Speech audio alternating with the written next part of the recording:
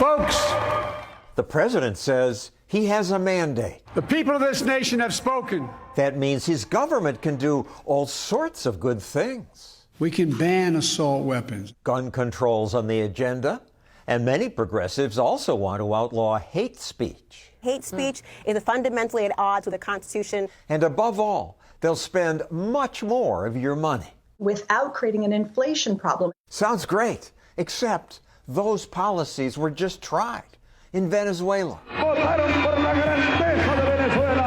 Hugo Chavez thrilled American celebrities by embracing not just socialism, but the very ideas they'd advocated. This is you and Hugo Chavez.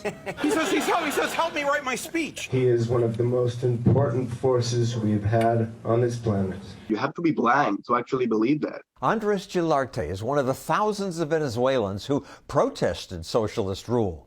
Here he is with his friends. They risked their lives to protest. Undeterred by security forces, participants flood the streets of Caracas. It wasn't like a war, actually. When you're running from bullets and you're running from tear gas. The government killed hundreds of protesters. Yet the protests continued for months because those very policies that American celebrities loved created horrible hardships. We can't take it anymore. Now even basic protest is often illegal because Venezuela passed a hate speech law. The law bans Venezuelans from spreading violent or hateful content through TV, radio, or social media platforms. Yet that's exactly what half the Democrats in America now want. Free speech is protected. Hate speech is not protected. A ban on hate speech may sound good, but the problem is the ruling party, they decide what hate speech is. In America, some politicians in the ruling party also want to add 4 new justices to the Supreme Court. A 13-member Supreme Court. Chavez did pack his Supreme Court. They changed it from 20 people to 32 people. And the court has never ruled against him. After that, no. Venezuela also passed gun control laws, something else America's ruling party would like to do. But in Venezuela, people discovered that taking people's guns also makes it easier for the government to come to your home and take your property. See how it actually happens in Venezuela. You're just in your shop selling shoes, and some government officer arrives and say, we're going to shut down your business. That will be completely different if that business owner had a gun. But the government would just come in with bigger guns. If we actually had a culture like you have here in the U.S., it will have been incredibly difficult. And the restrictions on guns didn't even reduce crime.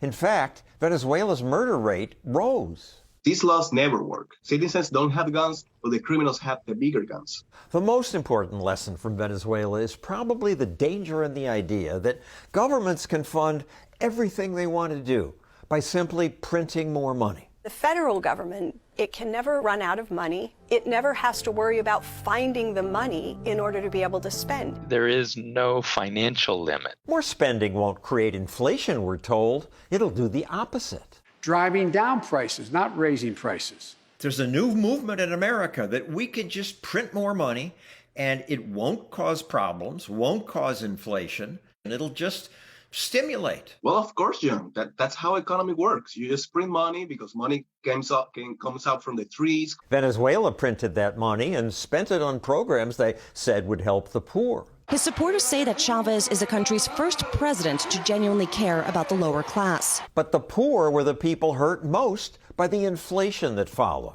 Cost of most basic goods has soared. The oil-rich country's inflation rate at 270%.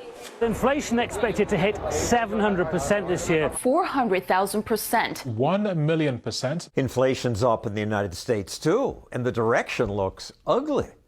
But inflation here hasn't exploded the way it did in Venezuela. It doesn't mean that it can't happen. That, unfortunately, is true.